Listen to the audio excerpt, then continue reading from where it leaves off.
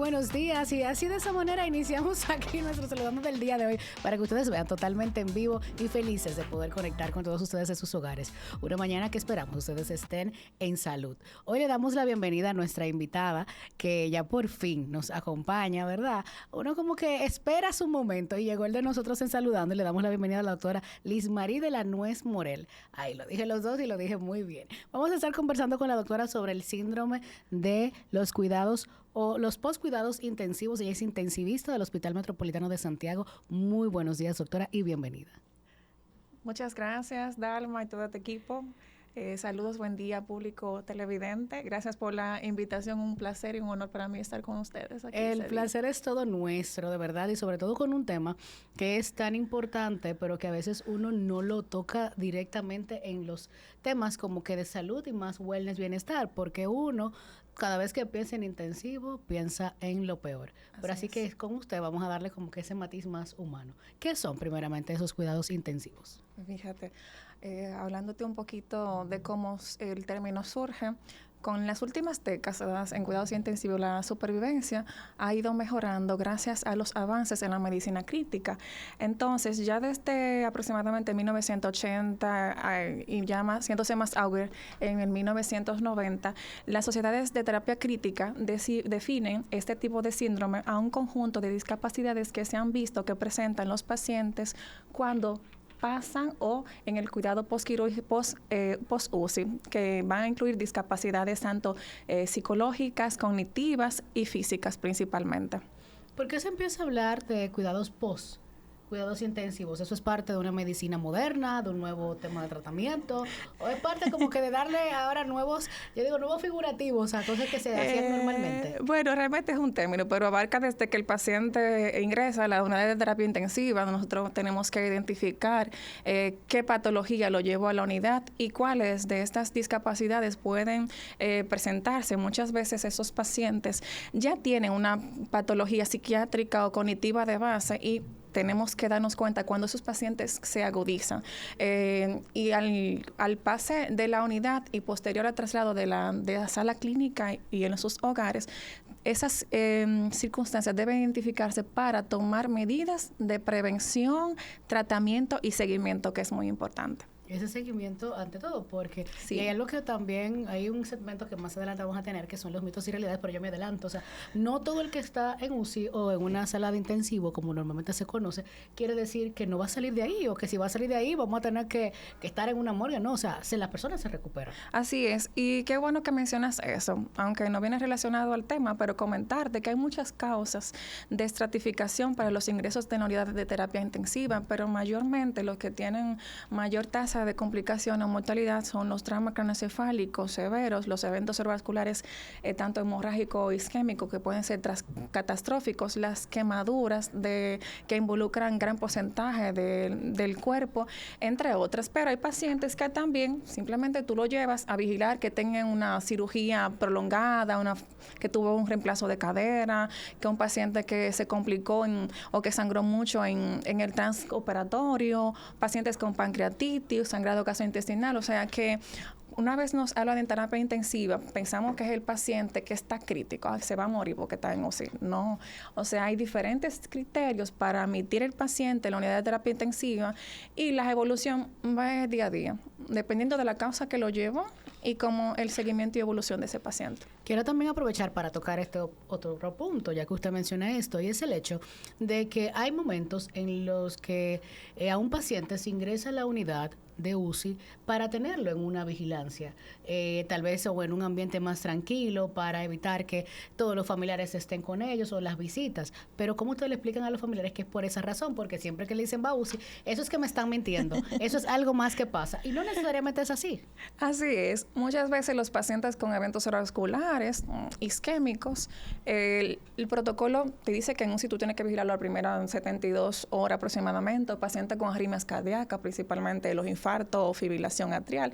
Entonces, a estos familiares siempre es bueno aclararle la causa de por qué va intensivo, porque en la sala clínica no tenemos una monitorización estricta como está en UCI, también personal médico y de enfermería capacitado para identificar ciertas alteraciones que si se pasan desapercibidas, como puede pasar en una habitación que no hay médico o enfermera fijo o monitorización, puede llevar al traste de la vida del paciente. Entonces, muchas veces las recomendaciones es para vigilancia y ofrecer otras cosas que en una sala clínica no se puede. ¿Por qué se dice que la entrada a UCI, todo este tema de cuidados intensivos, no solamente afecta al paciente, sino también a la familia, pues en su conjunto?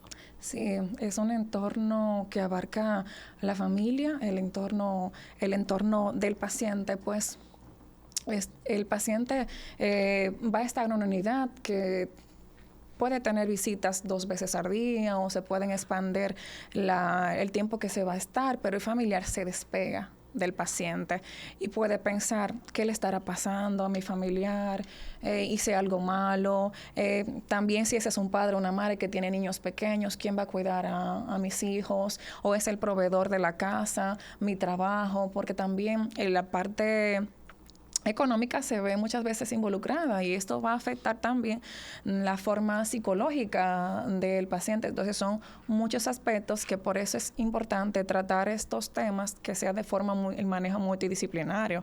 Ahí vamos a ver que se debe de incluir un personal de salud mental, psicólogos. A veces si el paciente presenta delirium pueden otras agudizaciones de patología psiquiátrica que padece, se incluyen los psiquiatras. También es importante que el paciente tenga rehabilitación, un personal que le dé posicionamiento, ejercicio, terapia rehabilitatoria. Importante también la parte nutricional del paciente. O sea, son muchos aspectos. En este punto, ¿cuáles son esas secuelas físicas que trae entonces un paciente post cuidados intensivos? Bueno, pueden clasificarse. Esas son las principales complicaciones que pueden presentar este síndrome. Pueden ser tanto físicas, pulmonares como extrapulmonares. En los pacientes a nivel pulmonar pueden presentar un patrón de restricción de las vías respiratorias, alteraciones en el intercambio de CO2, que es un gas tóxico cuando tenemos valores elevados y mayormente en pacientes que tienen patología ya conocida respiratoria, un EPOC, un asma, se pueden agudizar. Ya en las patologías extrapulmonares, vamos a tener la debilidad o la debilidad muscular post-UCI, que pueden interferir en la musculatura respiratoria del paciente. Vamos a tener que pueden tener problemas articulares estos pacientes, también afecciones a nivel de los músculos, extremidades y problemas nerviosos. Es importante esto, claro, porque si no tenemos una adecuada movilidad o posicionamiento del paciente, nosotros mismos podemos causar complicaciones, contracturas, afectaciones nerviosas que pueden entonces estas empeorar la condición que la llevó al paciente y se ha evidenciado que tanto la debilidad neuromuscular, respiratoria o a nivel sistémico aumenta la estancia en UCI y aumenta el riesgo de mortalidad en estos pacientes e incluso la parte de la recuperación y el alta médica. Son pacientes que van a durar más tiempo. Y después entonces que salen de UCI también entonces es un proceso de rehabilitación. ¿Y cómo ustedes hacen en este cuadro ya clínico en UCI para evitar entonces que este paciente pueda entrar en un cuadro más de desgaste? Bien. O sea, el acompañamiento que hacen ustedes desde el hospital. Es un trabajo en equipo. Es un trabajo en equipo que tanto involucra personal de enfermería, personal médico, incluimos los fisiatras, la terapia de rehabilitación, se incluye también la parte del aporte nutricional. Los pacientes tienen que ser evaluados por el departamento de nutrición porque cada día el paciente puede aumentar la pérdida de masa muscular y esto va a crear entonces disminución en el aporte del paciente de nutrientes y también en cómo interfiere en la rehabilitación. Entonces, se protocolizan. Para eso existen los protocolos de cuidado durante y posterior estancia. También se habla mucho del tema de humanización en la UCI. Donde involucran 8 aspectos que son importantes a tomar en cuenta, que involucra la parte familiar, médico y del personal que ya comenté. Entonces, básicamente habla de de las unidades abiertas, o sea, con más tiempo de visita del familiar, paciente. Sí, que una de las quejas de los familiares en sí, o sea, tengo 10 minutos en una hora específica, pero si vivo lejos, ¿cómo llego? Y también cuando llego, pues las restricciones propias. Sí, es un tema de debate, porque muchas veces cuando el paciente está estable, pues puede tener esa visita de familiar, pero un paciente que está ventilado, muchas veces inestable hemodinámicamente o con condiciones que ameriten una atención inmediata del personal de salud, a veces entonces ahí nos limitamos un poco con el tiempo que el familiar va a durar, pero básicamente eso, el apoyo, que esté el familiar presente, adecuada información del personal médico se le transmita al paciente, también con la parte del paciente que está ventilado, con la sedación, se recomienda que estos pacientes en horas de las mañanas pues se haga una suspensión para hacer una ventana neurológica y ver la respuesta del paciente. Claro, dependiendo de la patología, porque hay pacientes que tú necesitas tener un reposo neurológico. Al igual, ¿qué otros aspectos? Pues la orientación. La orientación siempre va a ser muy importante. En esta estructura, ¿verdad?, cerrada, también hace que se genere ansiedad y también el familiar puede presentar el trastorno de estrés postraumático, que no solamente involucra al paciente, Doctora, lo puede presentar el paciente. Porque yo quiero que entremos a todos esos aspectos psicológicos y emocionales de una unidad de cuidados intensivos. Ustedes no se muevan de ahí, que tras la pausa continuamos conversando con la doctora en el día de hoy.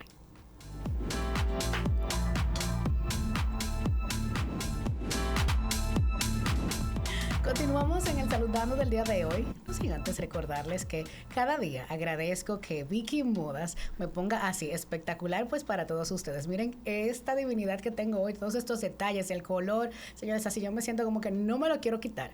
Vicky Modas está ubicado en el Hospital Metropolitano de Santiago en el 2º nivel y en las redes sociales, así mismo como Vicky Modas. Así que vayan ustedes también para que como yo se sientan cómoda y feliz en su propia piel. Doctora Liz nos acompaña en el día de hoy, Liz de la Nuez Morel, intensivista del Hospital Metropolitano de Santiago. Miren, ya hicieron el proceso sus dos apellidos, señores. Aquí estamos en una lucha de temprano de que cuál era que íbamos a decir. Doctora, antes de irnos a la pausa, hablábamos del tema psicológico. Sí. Y más en un tiempo como hoy, que tanta prioridad le tenemos que dar a los temas psicológicos y emocionales, sobre todo cuando tenemos un paciente en la UCI, apartado de todo o viviendo un proceso dentro, pero también los familiares fuera. ¿Cómo se manejan todos estos aspectos tan básicos en la recuperación, en el proceso de? Sí, podemos tener dentro de los aspectos psicológicos mayor. Estos pacientes pueden presentar miedo a morirse, pueden referírtelo, pueden presentar pesadillas, pueden tornarse irritables y esto también se puede transmitir al personal, a los familiares cercanos. Se ha visto que de las principales afectaciones a nivel psicológica, estos pacientes pueden presentar síndrome de ansiedad, es muy frecuente, aproximadamente un 40% de estos pacientes pueden presentarlo, también depresión y trastorno del estrés postraumático. Entonces, muchas veces, por ahí vamos con la inclusión del parte familiar y del médico, de las explicaciones, de que día a día esos pacientes sean visitados por sus familiares, de que reciban una información global de la situación, en caso de que el paciente no, pues bueno, la pueda recibir, que no esté sedado, en ventilación, que muchas veces de los pacientes críticos pues están en este estado. Entonces, ahí es importante involucrar la parte de asistencia psicológica, psiquiátrica. Hay muchas veces pacientes que presentan delirio, tanto hiperactivo, uno de los frecuentes, que pacientes que se agitan, se ponen ansiosos, se ponen agresivos. Y muchas veces hay que tener necesidad de medicación porque no están, vamos a decir, conscientes de lo que está pasando. Pero también está lo contrario, en el delirio hipoactivo, que es un poquito más complejo de diagnosticarlo. Pero de por sí hay una gran parte de los pacientes en una terapia que causan con disfunción cerebral debido a patologías que lo llevaron, muchas veces la sepsis, que es uno de los problemas muy frecuentes que encontramos. Entonces, básicamente es eso, un manejo multidisciplinario. El tema de hoy es post-cuidados de intensivo. Hay mucho más de lo que nosotros nos imaginamos en todo este proceso de atención dentro de una unidad de UCI. Y sobre todo me parece sensacional el entender el tratamiento integral, el manejo integral de una unidad de intensivo, porque muchas veces quien me da la cara es el médico intensivista, ¿verdad? Pero también están todos los especialistas. Entonces, ¿cómo el familiar, cuando está dentro, entiende, no, tienes que hablar con tu neurólogo, pero el neurólogo te dice, no, eso lo sabe el encargado de la unidad? Entonces, ¿cómo ustedes también manejan esa ansiedad del paciente, o sea, la ansiedad del familiar del paciente fuera, y cómo contrarrestan el mito de que me están mintiendo, de que lo quiero tener allá adentro porque quieren sacarme más dinero en la unidad, de que mi familiar hace rato que falleció y lo tienen entubado? O sea, ¿cómo manejan todas esas? Sí, es un problema de día a día. Hay muchas veces que hay personas que entienden cuando el paciente está ventilado, doctora, usted tiene a mi papá o mi mamá ahí conectado a una máquina, le está pasando tal situación que usted no me ha dicho o está fallecido. Bueno, ahí se le explica, debe de aclarársele al familiar, el paciente, si está en una condición que está bajo sedación, pues obviamente el paciente no va a estar despierto. Entonces, hay momentos, por ejemplo, como te comenté, si hay un paciente que tenga un trauma cronoencefálico, que esos pacientes se dejan en reposo 72 horas, se le dice al familiar, mire, en 72 horas su familiar, vamos a hacer una ventana neurológica, vamos a suspender la sedación, porque ahora mismo no se puede, porque está inflamado su cerebro. Ahí el paciente o el familiar, pues, entonces está pendiente de eso, de ese día que se le va a hacer esa ventana neurológica a su familiar para ver cuál es la respuesta a suspender a esa sedación. Igual forma, explicarle sus signos vitales. En el monitor está su frecuencia cardíaca, su presión, esas cosas nadie se le va a inventar, están. Entonces, hay protocolos para nosotros poder entonces manejarlos en el sentido de que cuando tenemos una patología que necesariamente intensivo maneja todos los conceptos que se están haciendo con el paciente, la evolución día a día, pero muchas veces necesitamos el apoyo de los especialistas acompañantes, que si hay algo que aclarar, que necesariamente el paciente necesite que ese médico le explique, pues también diario, o sea, que pase de visita y esos médicos también hablan con esos familiares. Doctora, en nuestro programa tenemos un segmento de mitos y realidades. Los mitos son esas frases populares, esos dichos, o esos comentarios que uno encuentra por ahí, que ustedes tienen la misión de decirnos qué tan ciertos o qué tan falsos son. El primer mito del día de hoy dice, cuando un paciente sale de UCI ya está totalmente recuperado. ¿Qué tan cierto o qué tan falso? No, se ha descrito. ¿Qué sutil? No. No, estos pacientes pueden presentar discapacidades físicas, incluso para volver a la normalidad al año pueden presentarlo.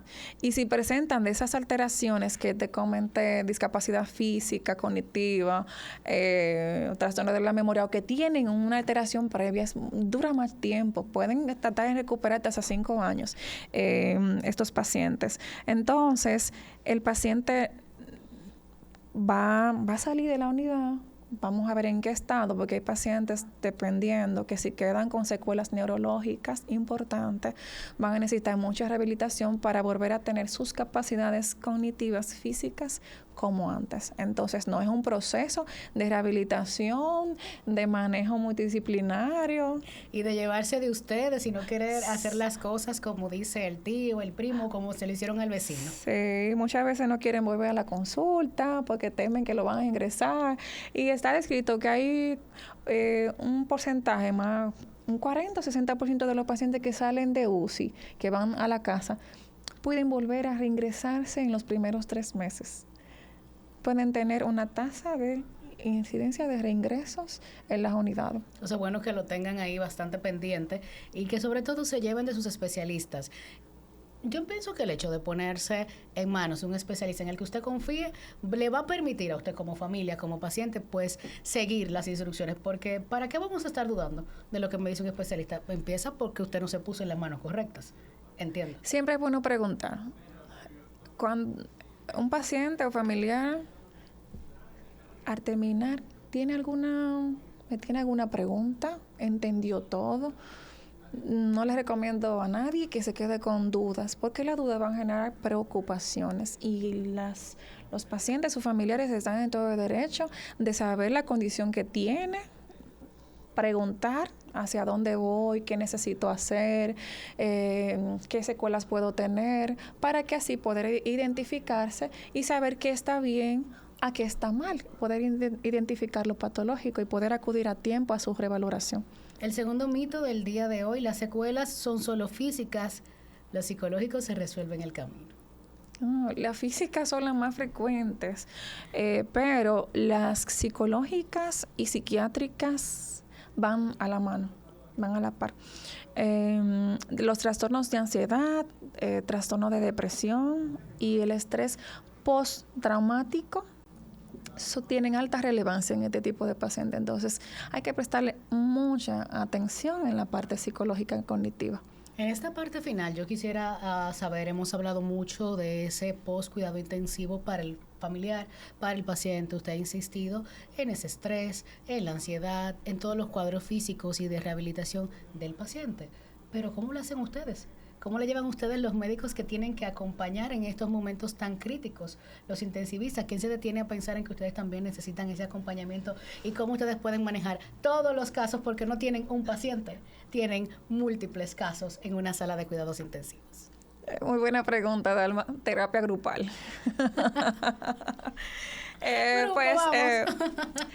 Bueno, es importante capacitarte. Incluso para dar malas informaciones, nosotros debemos de capacitarnos. Para poder enfrentar situaciones catastróficas, porque el paciente, somos seres humanos, eso es lo primero, tenemos familia, amigos, tenemos gente que nos ha tocado ver ahí en intensivo y nos toca pues echar para adelante como se dice en términos llamo. Entonces, porque si no apoyamos, si no nos educamos y si no nos concientizamos, ¿cómo lo vamos a hacer con los demás? Entonces, es importante la parte de educación continua, del manejo de estos conceptos, de cómo enfrentarlos, y la terapia grupal es muy, muy buena. Y también saber que podemos ir donde un médico intensivista a consulta fuera de tener un caso crítico. Me gustaría que usted lo explicara y de una vez que le diga a nuestros amigos televidentes dónde pueden conectar con usted. Sí. De parte de medicina interna, en mi caso hice primero, tú puedes ser intensivista, hay anestesiólogos intensivistas, hay emergenciólogos intensivistas, hay internistas intensivistas. En el caso de los médicos internistas intensivistas, pues damos consulta en la otra cara de UCI, que es algo más tranquilo, pausado. Más en paz, más llevadero. Más llevadero. Hacemos evaluaciones preoperatorias, cardiovasculares, certificamos los pacientes, manejamos diferentes tipos de patologías, diabetes, hipertensión, patologías cardiovasculares, siempre que el paciente esté al alcance de lo que le podemos ofrecer. Y ya cuando el paciente necesita una especialización, ya sea algo de cardiología, neumología, endocrino, pues ahí entonces nosotros vamos refiriendo. ¿Y dónde está ubicada? Estoy ubicada en el Hospital Metropolitano de Santiago, en el consultorio 305, a la orden. ¿Y en las redes sociales? Doctora Liz de la Nuez. Ahí está, la doctora Liz de la Nuez Morel compartió con nosotros en el día de hoy. Agradecidísimos nosotros de que estuviera en cabina y de que nos acompañe también pronto por aquí. A ustedes las gracias por el favor de su sintonía y será hasta la próxima vez cuando nos saludemos de nuevo. Bye bye.